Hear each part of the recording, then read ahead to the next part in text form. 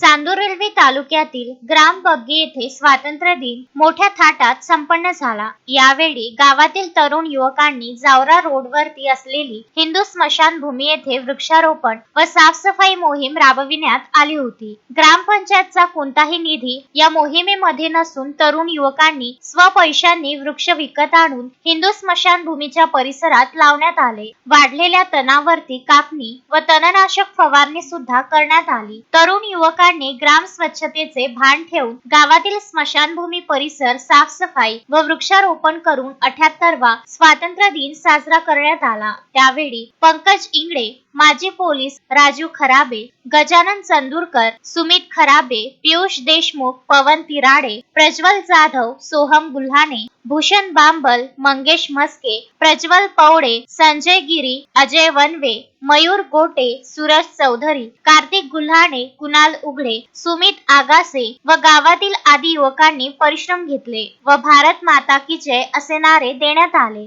आज स्वातंत्र्य दिवसानिमित्त बग्गी स्मशानभूमी येथे वृक्षारोपणाचा कार्यक्रम आम्ही आयोजित केला होता आणि तो आम्ही वृक्ष स्वतः स्वपैशाने विकत आणून आम्ही वृक्षारोपणाचा कार्यक्रम केला आणि ते फवारणी पण आम्ही स्वच्छता फवारणी पण केली बग्गी व मित्र। Piyush Thombare, Vidarbha news, Chandur railway.